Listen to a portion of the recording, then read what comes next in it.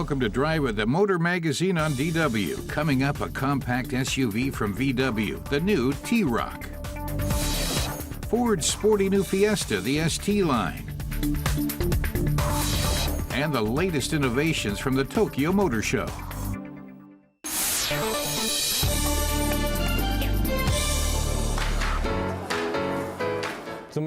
Our car tester Emmanuel Schaefer is at the 45th Tokyo Motor Show in Japan. Most of the exhibitors here are Asian manufacturers, he says, presenting their new concepts and ideas. But German companies also come here to display products because the Japanese market is one of the biggest and most important in the world. Volkswagen, Porsche, and Alpina are among the German brands, but Toyota is one of the main attractions. They have several new concept cars to present. The Concept I-Series is Toyota's vision of future mobility. It uses an artificial intelligence system to recognize the emotions of the passengers and the attention level of the driver, so it can react accordingly. If the driver is distracted in a dangerous situation, the car intervenes and switches into automatic driving mode.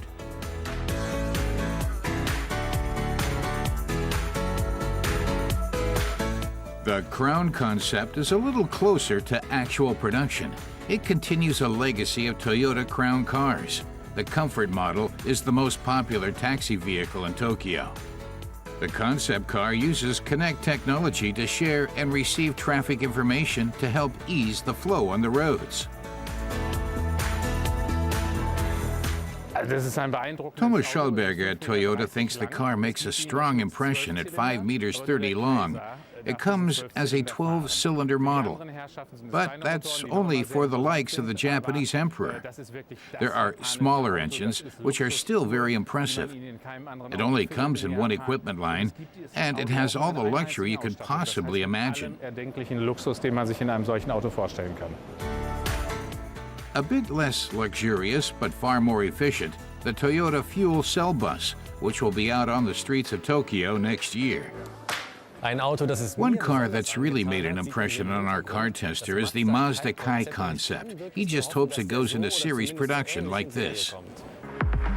The compact model is a nod at what's to come in the new generation of Mazda cars. Among other features, they have the new Skyactiv X technology installed under the hood. Jochen Münziger from Mazda says this concept car couldn't go into production exactly as it is, but the basic design and proportions would be transferable to a production vehicle in the compact segment, as would features like the offset driver's compartment, which is typical of Mazda's Kodo design philosophy. Even more futuristic, the Mazda Vision Coupe. The name is an homage to the elegance of classic coupe models, like the Mazda R16, the brand's first ever car, and the rotary-powered Mazda Luce, also known as the R130.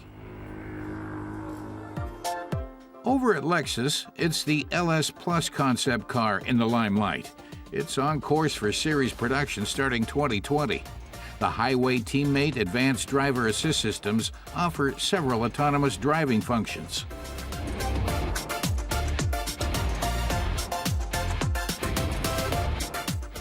Another highlight is the brand's flagship model, the LS500H, which is already primed for series production. Tire companies like Dunlop, Falcon, and Bridgestone also featured at the exhibition, as well as components manufacturer Denso, showcasing its latest developments. A few quirky creations also made an appearance, like this micro kitchen car from Takayama. It's a fitted kitchen on wheels, perfect as a mobile snack van. When you're done with work and ready to drive, the car slides together along rails. The biggest advantage is its compact size.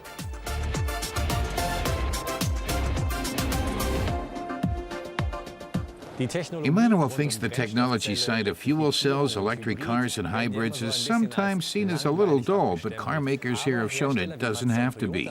He, for one, was fascinated by the Tokyo Motor Show 2017.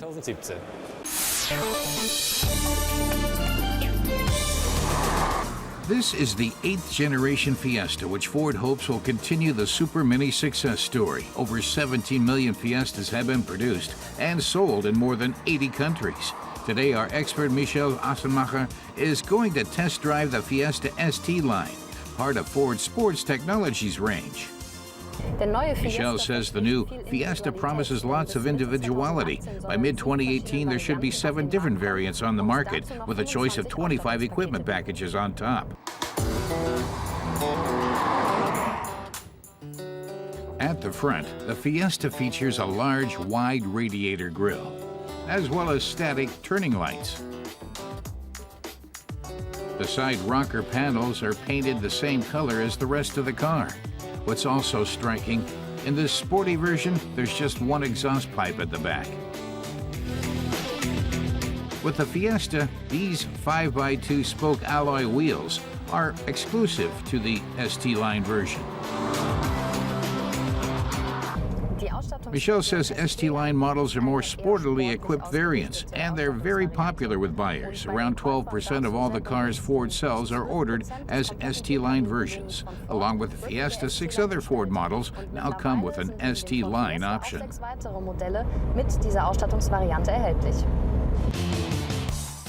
Our test car is fitted with a 1-liter EcoBoost engine, which generates 103 kilowatts of power. It propels the car from 0 to 100 kilometers an hour in 9 seconds. Keep the pedal to the metal and the Fiesta can reach a top speed of 202 kilometers an hour.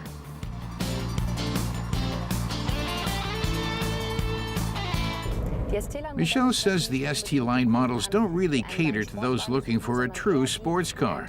They're more for folks wanting a dynamic and sporty-looking car that's not a gas guzzler, as many sports cars tend to be.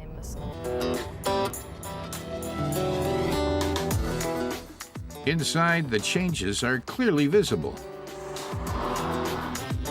The red trim sport seats, 3-spoke leather padded steering wheel, and sleek center console give this Fiesta a sportier look. The infotainment system has also been modernized and now boasts voice control and phone mirroring functionality. But the ST line offers more than cosmetic improvements. Cargo volume has been increased by a few liters, at least when the car seats are folded down, so the car is more practical too. Michel says the Fiesta ST line is a good everyday car and fun to drive, though she finds the steering too soft. And the Ford Fiesta costs pretty much what you'd expect to pay for a small car. Michel says the base price for a Ford Fiesta is just under 13,000 euros, whereas the ST line starts at 17,800. That's almost 5,000 euros more, and she's not sure the ST line's equipment is worth that much to her. Buyers must decide whether the ST line's looks and added features are worth the money, but there's no denying this Fiesta cuts a good figure, whether in city traffic or on the highway.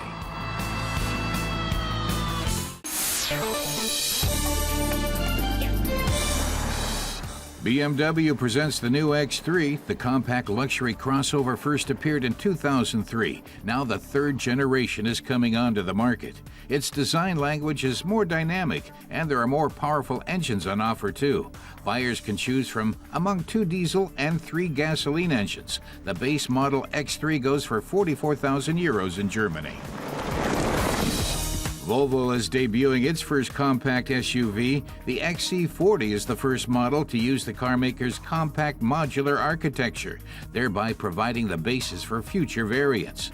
The XC40 currently comes with a choice of 1 diesel and 1 gasoline engine. Volvo's new crossover should arrive at dealerships in spring 2018.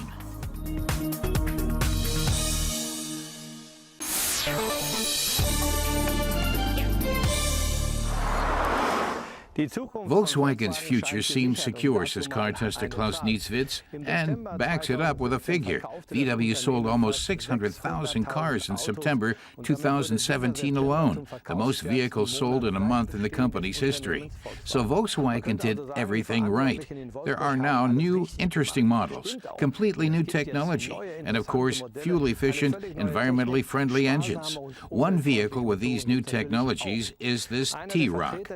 The T-Roc T-Roc is based on the Golf, and many people call it a Golf SUV, an off-road vehicle. Klaus says the way it looks and what it offers could make it a great success.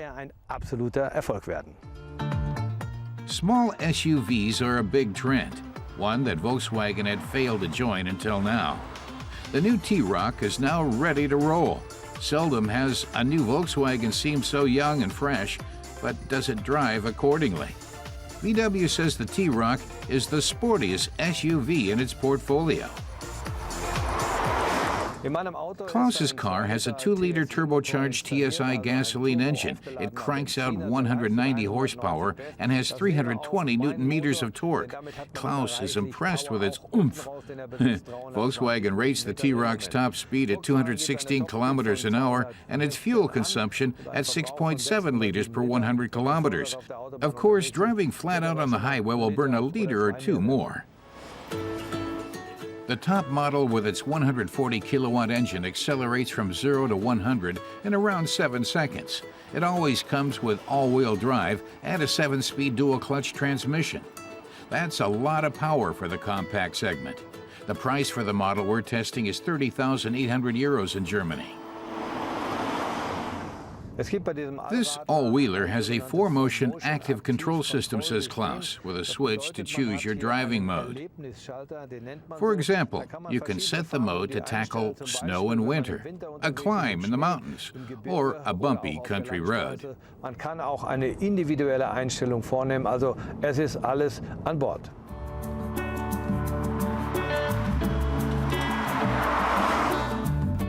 The T-Roc is not just a Golf with more ground clearance. The 4.23-meter-long 5-door vehicle displays its individuality with an unprecedented shape in the range. In front, the headlights are integrated, almost ingrown into a wide radiator grille. The side view is characterized by bulging wheelhouses that underscore the T-Roc's off-road character. The roof has a contrasting color that adds extra individuality. It helps to distinguish the T-Roc from its brother, the Audi Q2, which it otherwise resembles from the side. The surrounding plastic paneling also emphasizes the off-road look and suggests it has underride protection. The LED taillights and seemingly integrated exhaust trims have a modern but unremarkable effect.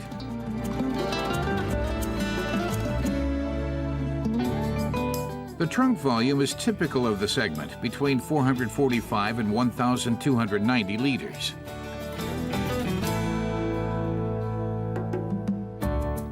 The interior is as stylish as the exterior. The SUV appearance, greatly resembling the style of the Volkswagen Golf sports van, can be varied to fulfill the owner's wishes. The T-Roc's active info display provides digital instruments for a more modern effect.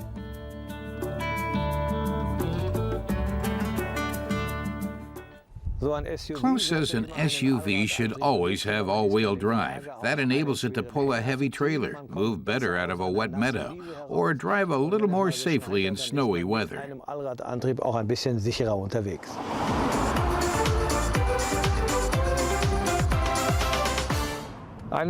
One thing is clear, Klaus sums up. Nowadays, almost 1 in 3 new cars sold is an SUV or crossover. And that means cars like this, whether large or small, will be the dominant sight on the road in a few years.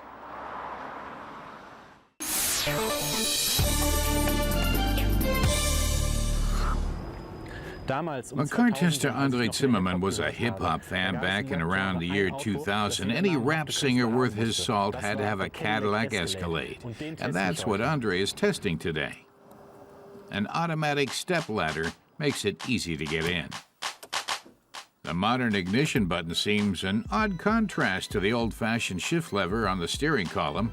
From the outside, there's no mistaking the impression the Escalade intends. Get out of my way, I'm important. The brutally angular appearance almost demands attention and is the perfect choice for a rap artist looking to turn heads.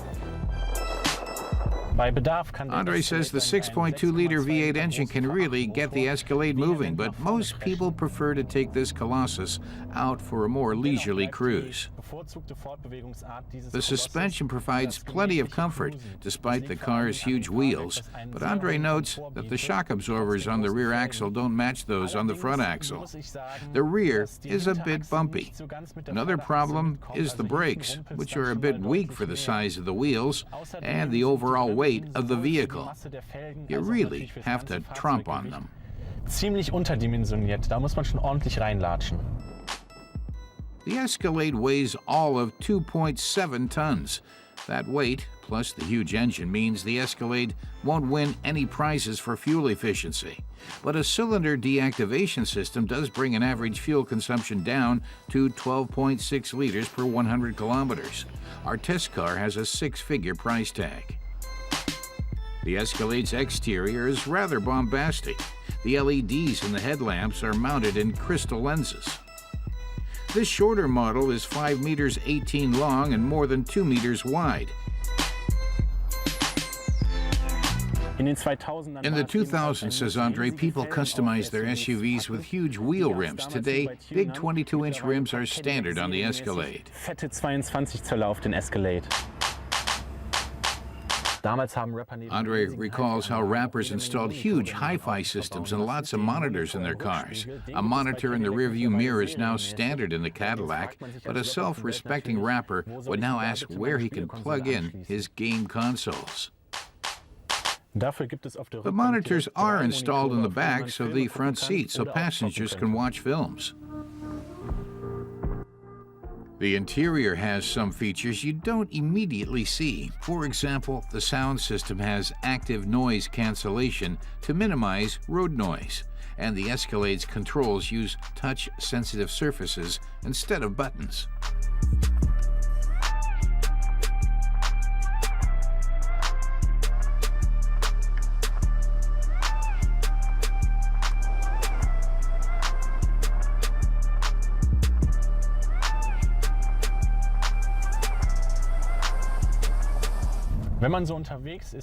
Driving the Cadillac Escalade, Andre understands why 50 Cent bought Mike Tyson's mansion. Where else would there be enough room to park this fortress on wheels? Of course, you can find a parking spot for the Escalade, even in Germany, if you have enough time and patience. Once you find a space large enough, parking sensors, a rear-view camera, and a 360-degree camera help you maneuver into the slot. And if that's too much trouble, you can have the car parallel park itself automatically.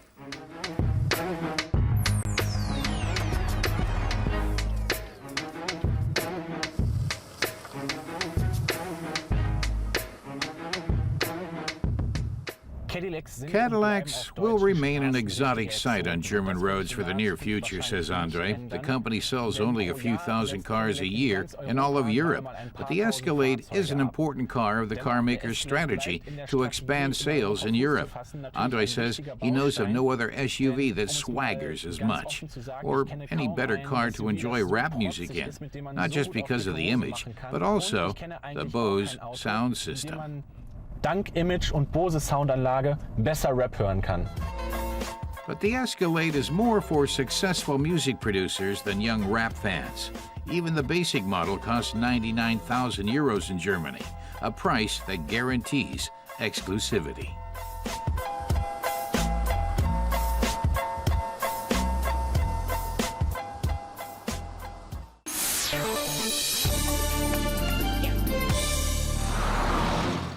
In the early 1960s, Europe was experiencing a baby boom. Renault boss Pierre Dreyfus responded with the development of a radically new interior design for a mid-size car.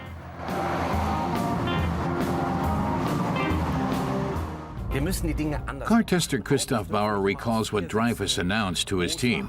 We've got to see things in a new light. A car cannot always consist of 4 seats, a hood, and a trunk. We've got to see it as a single space. The result was the 1961 Renault R4, a revolutionary and innovative compact car. And in 1965, Renault launched the R16, a mid-size family car with a hatchback, large trunk lid, and flexible interior. During the design process, the engineers had almost total freedom. The only requirement was a front-wheel drive. In just 4 years, the newly established Bureau de Style progressed from a prototype to a production model R16 and built a new production facility in Sandouville near Le Havre.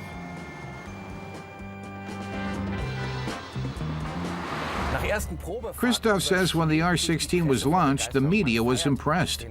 They praised the car as a benchmark and symbol of practicality and held it up as a challenge to German engineering. Even today, the car is still a smooth and comfortable ride. Granted, the steering is a bit squishy, and going around curves can be nerve-wracking, but overall, this is a great set of wheels.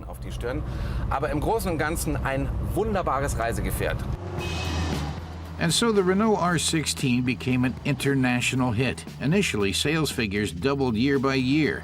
By 1972, 7 years later, Renault had sold over 1 million R16s. Renault kept producing the car until 1980, continually developing new versions, including a luxury TX model with over 90 horsepower, electric windows, and 5-speed manual transmission. Christophe says the R16 has a unique design. The 2-box design is a particular feature.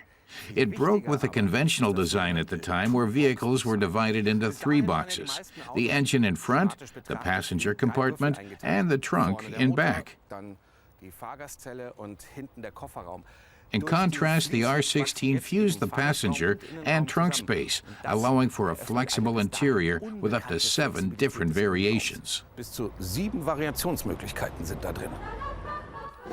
There's the so-called normal position for when you're just driving, and the transport exceptionnel position for transporting large items. The back seat can be folded away entirely. Then there's a position relais to relax, as well as the couchette position for sleeping and cuddling. Back then, the Renault 16 had one of the most spacious and comfortable interiors of any midsize car. Neat features like the continuous ventilation grille and a classy ashtray express a typically French charm.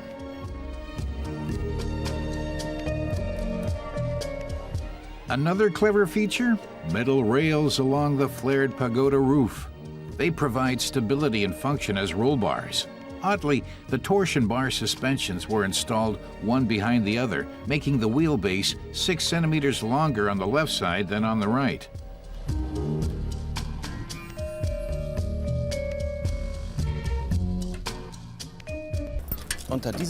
Car tester Christophe says, and there we have it.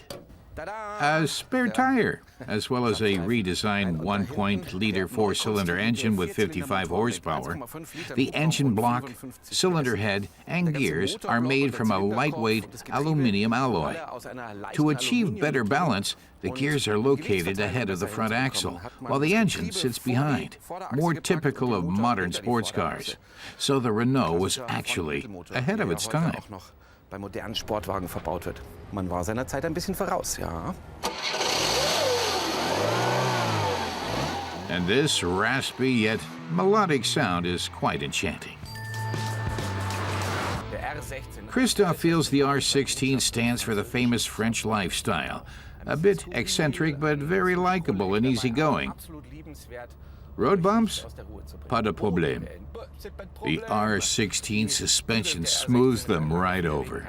Too lazy to change gears? You can go 40 kilometers per hour or faster in just 3rd or 4th gear. And the seats are as soft as a sofa. Absolument confortable. Overall, a pretty relaxing ride. The R16 really lives up to Renault's Old Cars for Life slogan. It can be customized according to every owner's special wishes. Until this day, Renault has a reputation for building great family cars. It laid the groundwork for this with the 1965 R16. Der Renault 16 ist Christoph reckons Renault built the right car at the right time. It was produced for 15 years, from the mid-1960s until 1980. An impressive record. As the first midsize sedan hatchback with a large trunk lid and flexible interior, it set the standard for midsize sedans. As such, the R16 is a milestone in automotive history. der Automobilgeschichte. Overall, 1.8 million R16s were built, but very few models are still in good condition today. Owners took Renault's slogan quite literally and drove their cars hard. Few R16s were sent in for repairs, or to the car wash for that matter. As a result, many gradually wore out over time.